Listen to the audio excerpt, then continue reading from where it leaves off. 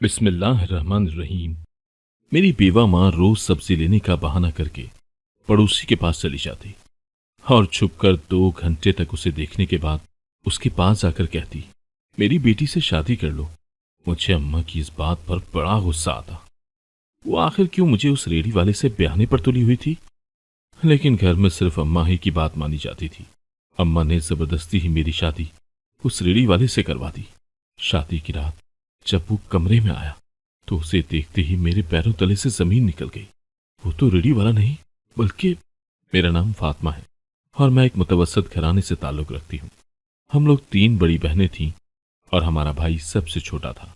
हमारे बाबा हम लोगों से बहुत ज्यादा प्यार करते थे, मगर हमारे घर के अंदर हमारी अम्मा की ही बातें सुनी जाती थी और उनका हर हुक्म माना जाता था, मगर वो लड़कियों को ज्यादा आजादी देने के हक में नहीं थी। हमें हर छोटी छोटी बात के लिए तरसाया जाता था, जबकि इसके मुकाबले में हमारा छोटा भाई तो जैसे जन्नत में जिंदगी गुजार रहा था। जो वो मुंह से ख्वाहिश निकाल देता था वो उसी वक्त पूरी हो जाती थी। मुझे इसीलिए अम्मा अच्छी नहीं लगती थी। पहले तो हम अपनी छोटी सी ख्वाहिश अपनी अम्मा को बता देते, मगर बदले में हमें डांट ही खाने को मिलती थी। इसलिए हम अपनी ख्वाहिश अपने बाबा को बताने लगे। अगर हमें कुछ चाहिए होता तो हम अपने बाबा को चुपके से बता देते थे। अगर हमारी ख्वाहिश मुनासिब होती तो वो चीज वो हमें ला कर दे देते, और अगर नहीं तो उसी वक्त मना भी कर दिया करते थे। हमारे बाबा ज्यादातर हमारी ख्वाहिश पूरी ही करते थे, लेकिन जब हमारी माँ को इस बात का पता चलता कि हमारे बाबा ने हमारी कोई ख्वाहिश पूरी की है तो घर में बहुत बड़ा बवाल आ जाता था। पहले पहल तो हम उनका ये रवैया देखकर बहुत ज्यादा डर जाते थे, लेकिन बाद में शायद हमें उनके सख्त रवैये की आदत हो चुकी थी। इसीलिए अब हमने अम्मा से बातें भी छुपाना शुरू कर दी थी। और फिर अचानक हमारी जिंदगी में वो हुआ जिसके बाद हम सब लोग सकते में आ गए। मेरे बाबा शायद हम लोगों से उकता गए थे, या फिर उन्हें मेरी माँ के रवैये ने ऐसा करने पर मजबूर कर दिया था। हमारे बाबा ने दूसरी शादी कर ली, जिस बात का हमारे पूरे घर में बहुत गहरा असर हुआ था। लेकिन मेरी माँ इस तरह जाहिर कर रही थी जैसे उन्हें कुछ फर्क ही ना पड़ा हो। हम लोगों ने रो रो कर बुरा हाल कर लिया था, मगर मेरी माँ ने हम लोगों को भी सख्ती से डांट दिया और कहा कि दोबारा यूं बैन करके सोग मनाया तो मैं तुम सबको घर से बाहर निकाल दूंगी। और उस दिन के बाद हम लड़कियों पर उनकी नजर और ज्यादा सख्त हो गई, और अगर कोई घर से बाहर झांक लेता तो उसे या तो मार पड़ती थी या फिर सारा दिन सुनने को मिलता। और मेरी माँ उससे 10-12 दिन तक तो नाराज ही रहती थी। इस तरह हमारी जिंदगी आजाद होते हुए भी कैद खाने में ही गुजर रही थी। ऐसा लग रहा था कि ये जिंदगी जैसे कोई जहन्नुम है। हमें सांस लेने की भी शायद इजाजत नहीं थी। मगर हमारी बड़ी बहन के अंदर इस मामले में बगावत जाग उठी, और वो एक दिन अपना सामान बांधकर रात के वक्त घर से भाग गई। उनका ये कदम देखकर मेरी माँ बहुत ज्यादा हैरान और परेशान हुई कि आखिर ऐसा कैसे हो गया। उन्होंने तो हम लोगों पर हद दर्जा सख्ती की थी, फिर भी हमारी बहन घर से भाग गई। बस घर से भागने से कुछ दिन पहले वो हम लोगों से कह रही थी कि बहुत जल्द वो इस कैद खाने से आजाद हो जाएगी। उस वक्त हम लोगों ने उसकी बात को मजाक में उड़ा दिया था कि भला इस कैद खाने से कौन बच सकता था, बल्कि हम तो ये भी नहीं कह सकते थे कि ये कोई कैद खाना है, क्योंकि ये तो हमारे माँ बाप का घर था। लेकिन जब मेरी बहन घर से भाग गई, उस दिन मेरी छोटी बहन ने मुझे कहा, हमारी बहन तो यहां से चली गई है, अब वो आजादी से जिंदगी गुजार सकेगी और हर वो चीज कर सकेगी जो उसका दिल चाहेगा। मैंने कहा, तुम ठीक कह रही हो, लेकिन तुम ऐसा कोई कदम उठाने के बारे में मत सोचना। देख रही हो ना, माँ की नजर अब हम दोनों पर बहुत ज्यादा है। उन्हें लग रहा है कि हम भी ऐसा ही कुछ करेंगे, लेकिन ऐसा कुछ भी नहीं है। उसने बोला, तुम ठीक कह रही हो आपी, अब तो माँ पहले से ज्यादा खतरनाक हो गई है। अभी हम अपनी बहन के भाग जाने वाले दुख से ही नहीं उबरे थे कि हमें पता चला कि हमारे बाबा का इंतकाल हो गया है और मेरी माँ बेवा हो गई है। इस हादसे से हम लोगों को बहुत गहरा सदमा पहुंचा, और यह हादसा हमारी जिंदगी में बहुत बड़ा बदलाव भी लेकर आया था। मेरी माँ अब खामोश रहने लगी थी। अब वो हमें हर छोटी छोटी बात पर डांटती नहीं थी और ना ही ज्यादा सख्ती करती थी। इसीलिए हम लोगों को लगा कि हमारी जिंदगी थोड़ी आसान हो गई है। लेकिन शायद ये हम लोगों की भूल थी, क्योंकि मेरी माँ तो शायद खामोश रहकर कुछ और ही सोच रही थी।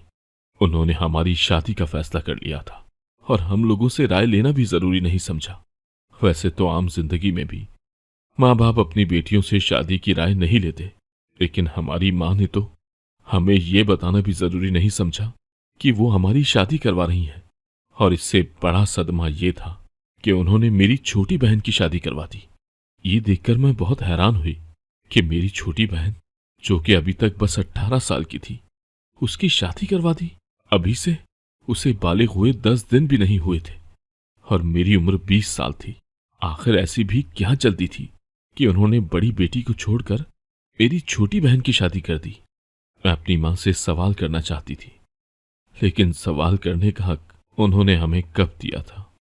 लेकिन मैं हमेशा यही सोचती रही कि उन्होंने ये फैसला कैसे लिया, अगर मुझे कुछ भी पता नहीं चला। मेरी बहन शादी के बाद दोबारा घर नहीं आई थी और मुझे ये बात भी हैरान कर रही थी कि आखिर मेरी बहन शादी के बाद वापस क्यों नहीं आई। उसका तो घर से कोई ताल्लुक नहीं टूटा था। मगर यहां भी मैं अपनी माँ से कोई सवाल नहीं कर सकती थी, इसीलिए खामोशी रही। कुछ दिन तो घर में सुकून ही रहा। मैं ऐसी कोई ख्वाहिश नहीं करती थी जिसको लेकर मेरी माँ शोर शराबा करे, इसीलिए घर में अमनो सुकून कायम था। बस मेरे भाई की शरारतों की वजह से पूरा घर आबाद था। मगर एक दिन मेरे भाई ने आकर मुझे बहुत ही अजीब बात बताई, जिसे सुनकर मैं हैरान रह गई। मेरे भाई ने बताया कि हमारी माँ एक सब्जी वाली को घंटों तक देखती रहती है और फिर कुछ घंटे उसे यूं ही देखने के बाद उसके पास जाती है और न जाने क्या क्या उसको बोलती रहती है, मगर वो रेडी वाला हमारी माँ को वहां से भगा देता है।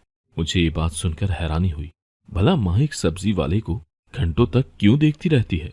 फिर मैंने अपने भाई से कहा कि जब अम्मा उस रेडी वाले को देखने लगे तब तुम वहीं पर रहना, और जब अम्मा उससे बात करने जाए तो तुम भी वहां जाकर खड़े हो जाना, ताकि पता चल सके कि आखिर अम्मा उस रेडी वाले से क्या बात करती है। इस बार मेरा भाई जल्द ही बात मान गया, क्योंकि उसे ऐसे जासूसी काम करना बहुत ज्यादा अच्छा लगता था। अगले दिन भी ऐसा ही हुआ। मेरी माँ पड़ोसी के घर सब्जी लेने का बहाना करके उसी रेडी वाले के पास चली गई, मगर इस बार मैंने अपने भाई को अपनी माँ के पीछे भेजा हुआ था। लेकिन जो कुछ भी मेरे भाई ने मुझे बताया, उसको सुनकर मेरे रोंगटे खड़े हो गए। मेरी माँ छुपकर 2 घंटे तक उस रेडी वाले को देखती और फिर उसके पास जाकर ये बोलती कि मेरी बेटी से शादी कर लो। ये बात सुनते ही मुझे अम्मा पर बहुत ज्यादा गुस्सा आया। पहले मेरी बहन उनके रवैयों की वजह से घर से भाग गई और फिर दूसरी बहन की शादी उन्होंने कम उम्र में ही करवा दी, और अब मेरी शादी के बारे में न जाने क्या सोच रही हैं, जो एक रेडी वाले से मेरी शादी करवाने की ठान रखी है। आखिर ऐसा भी क्या है उस रेडी वाले में? मैंने अम्मी से ढके छुपे लफ्जों में ये कह दिया कि मुझे उस रेडी वाले से शादी नहीं करनी। मेरी माँ मेरी बात सुनकर चौंक पड़ी। उन्होंने कहा, तुम्हें कैसे पता चला कि मैं तुम्हारी शादी उस रेडी वाले से करना चाहती हूँ? इस बात का मेरे पास तो कोई भी जवाब नहीं था। इसीलिए मेरी माँ ने मुझे खूब डांटा और कहा कि आइंदा अगर मेरे सामने जबान चलाने की कोशिश भी की तो तुम्हारी जबान काट दूंगी। मैं जो भी करती हूँ वो बिल्कुल ठीक करती हूँ। तुम्हारी बहन की शादी भी मैंने ही करवाई और तुम्हारी शादी भी करवाकर तुम्हें घर से रुखसत करूंगी। और हमेशा की तरह जैसे घर में मेरी माँ की बात ही मानी जाती थी, इस बार भी उन्होंने अपनी बात आगे रखकर मेरी जबरदस्ती शादी करवा दी। शादी की रात जब वो कमरे में आया तो उसे देखते ही मेरे पैरों तले जमीन निकल गई। वो तो रेडी वाला नहीं था, बल्कि हम लोग उसे बहुत अच्छे तरीके से जानते थे। उसका अपना बिजनेस था, फिर वो रेडी क्यों लगा रहा था? मैं सोचकर परेशान हो गई थी। मुझे समझ ही नहीं आ रहा था कि आखिर ये रेडी वाला कब से बन गया। मुझे अब अपनी माँ से बात करनी थी। मैंने दूसरे दिन शौहर से कहा कि मुझे अपनी माँ के पास जाना है, क्योंकि मुझे अपनी माँ से बहुत सारे सवालों के जवाब चाहिए थे जो मेरे दिमाग में बन रहे थे। अगर मेरे शौहर ने मुझे अपनी माँ के पास भेजने से साफ इनकार कर दिया और कहने लगा, आज के बाद तुम्हारा तुम्हारी माँ से बिल्कुल भी नाता नहीं रहेगा। उसकी बात सुनकर मैं हैरान रह गई, क्योंकि कल तक तो वो मेरी माँ के साथ बहुत अच्छी तरह बर्ताव कर रहा था और अब वो मुझे मेरी माँ के पास जाने से भी मना कर रहा था। मैंने कहा, आप मुझे जाने की इजाजत दे दें, वरना मैं यहां से खुद ही चली जाऊंगी। क्योंकि मैंने सारी जिंदगी अपनी मां के खौफ में जी थी, लेकिन अब मैं ये नहीं चाहती थी कि मेरा शौहर भी मुझ पर कोई दबाव डाले, मगर शायद मेरी जिंदगी में खौफ और डर डर कर ही जीना लिखा था। मेरे शौहर ने मुझे कहा, अगर तुम अपनी मां के पास जाने की जिद करोगी तो मैं तुम्हें अभी इसी वक्त तलाक दे दूंगा और फिर तुम सारी जिंदगी अपनी मां के पास ही रहना। उनकी बात सुनकर मैं दंग रह गई। भला कौन सा शौहर अपनी बीवी को दूसरे ही दिन तलाक देता है। अब मेरा शौहर मुझ पर सख्ती करने लगा था। मुझे समझ नहीं आ रहा था कि ये सब कुछ क्या हो रहा है। मैं एक कैद से आजाद हुई तो दूसरी कैद में आ गई। एक बार मेरा शौहर मुझे बाजार लेकर जा रहा था तो मैंने वहां पर अपनी छोटी बहन को देखा, जिसे देखकर मैंने अपने शौहर से कहा, वो मेरी छोटी बहन है, आप मुझे उससे मिलने की इजाजत देंगे ना? तो उन्होंने कहा, ठीक है, तुम जाकर उससे मिल लो, लेकिन 5 मिनट के अंदर अंदर वापस आ जाना। मैं भागकर उसके पास गई। मेरे पास बहुत सारे सवालात थे, लेकिन सिर्फ 5 मिनट का वक्त था। इतने वक्त के अंदर मैंने उससे सिर्फ हाल अहवाल ही किया। ये पूछा कि तुम वापस क्यों नहीं आई थी, मैंने तुम्हारा बहुत ज्यादा इंतजार किया। तो वो कहने लगी, मैं बहुत ज्यादा खुश हूं, बस तुम मां का ध्यान रखना। मैं उसकी बात सुनकर हैरान रह गई। कल तो हम दोनों ही मां के सख्त रवैये की वजह से बदगुमान थे, फिर आज उसके लहजे में मां की खातिर इतनी मोहब्बत कैसे समाई थी, और ये मुझे मां का ध्यान रखने के लिए क्यों बोल रही थी। मैंने कहा, क्यों, क्या हो गया मां को, तुम ऐसा क्यों बोल रही हो? तो वो कहने लगी, बस तुम उनका ध्यान रखना, और हां, मैं बहुत ज्यादा खुश हूं।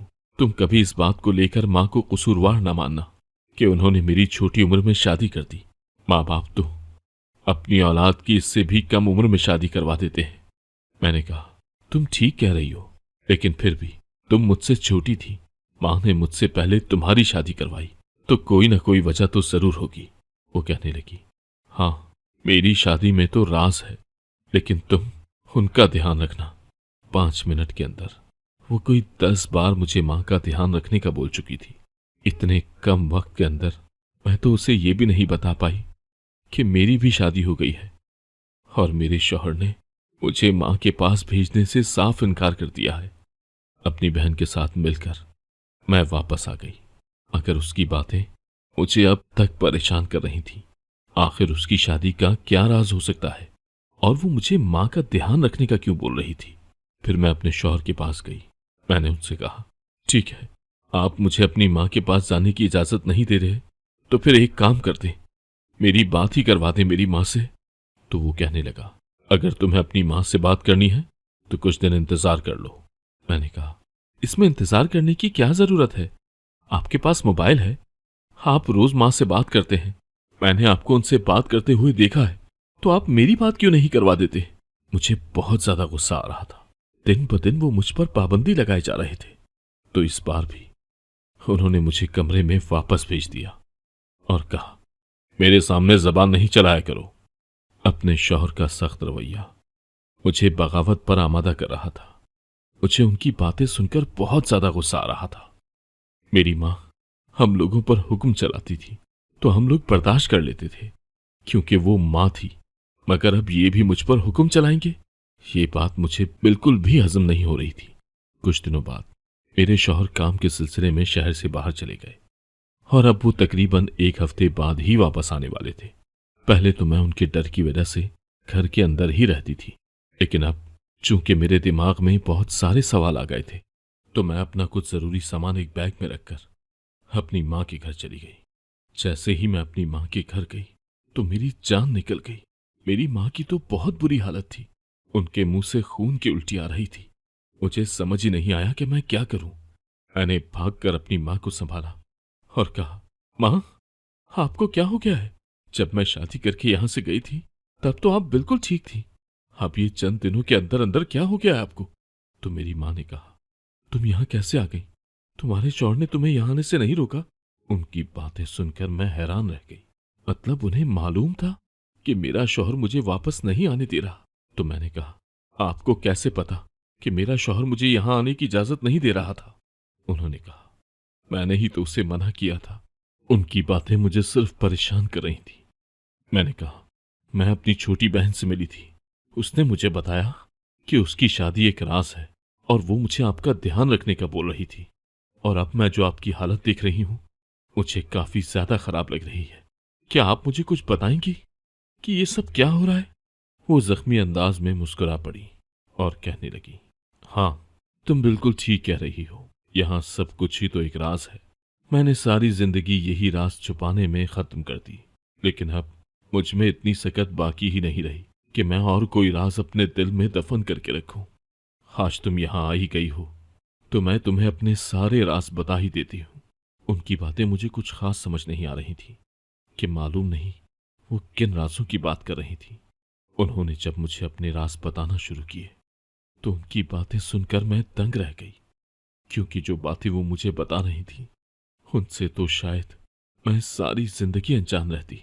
उन्होंने कहा, तुम्हारे बाप से जब मेरी शादी हुई तो उससे पहले मैं किसी और से प्यार करती थी और ये बात तुम्हारे बाप को पता चल गई थी। वो इसी बात के मुझे हमेशा ताने देता रहता था।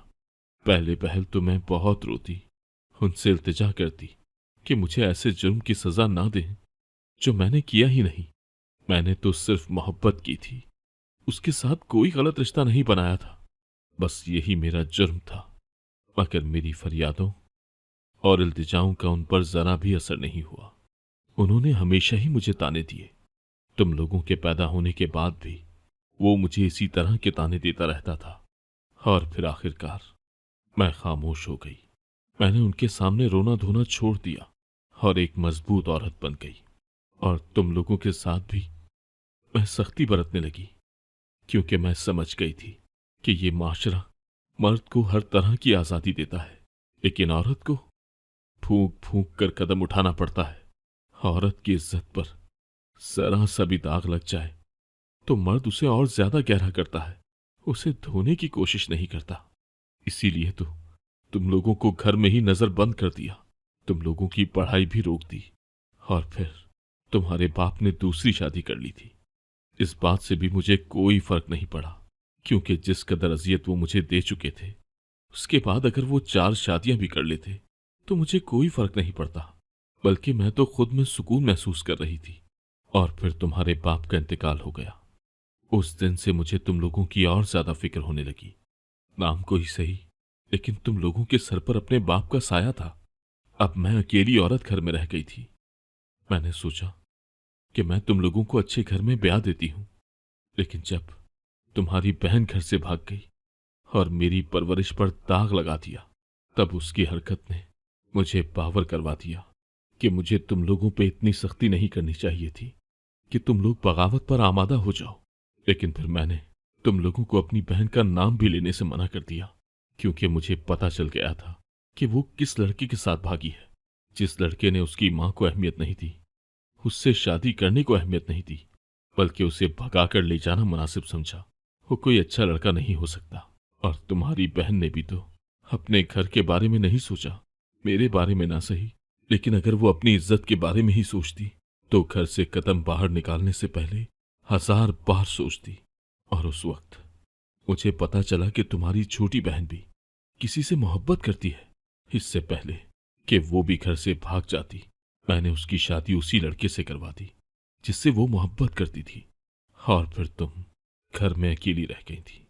तुम्हारा बर्ताव भी मेरे साथ अच्छा नहीं था, मगर तुम किसी से प्यार नहीं करती थी, इसीलिए मैंने तुम्हें घर पर रखा।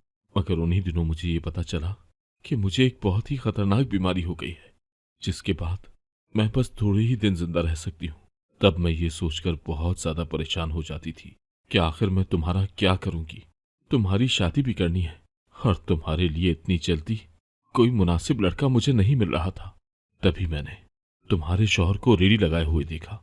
मैंने उससे पूछा, तुम्हारा तो बिजनेस है, तुम यहाँ क्या कर रहे हो? तो उसने बताया कि तुम्हारा बाप ये घर उसके नाम कर गया है, क्योंकि तुम्हारे बाप ने उससे बहुत सारा कर्जा लेकर रखा हुआ था, लेकिन साथ में उसको ये जिम्मेदारी भी देकर गया है कि वो उनके बच्चों को घर से ना निकाले। इसीलिए उसने कभी ये ना बताया कि ये घर उसके नाम हो चुका है, मगर बिजनेस में ही उसके कुछ ऐसे दुश्मन थे जो हमारे घर पर कब्जा करना चाहते थे या फिर हमारे घर को जलाना चाहते थे। इसी वजह से वो हमारे घर के सामने रेडी लगा कर रखता था ताकि अगर कोई मशकूक आदमी नजर आए तो उसको फौरन पकड़ा जा सके और वो हम लोगों को कोई नुकसान न पहुंचा सके। मुझे वो इंसान बहुत अच्छा लगा जो हम लोगों के लिए इतना सोच रहा था। तभी मैं उसको देखती रहती कि कब उसके पास ग्राहक आना कुछ कम हो जाए, तो फिर मैं आखिरकार उसके पास जाकर बोलती कि वो तुमसे शादी कर ले, क्योंकि मुझे तुम्हारे लिए उससे बेहतर कोई लड़का नहीं लगता था।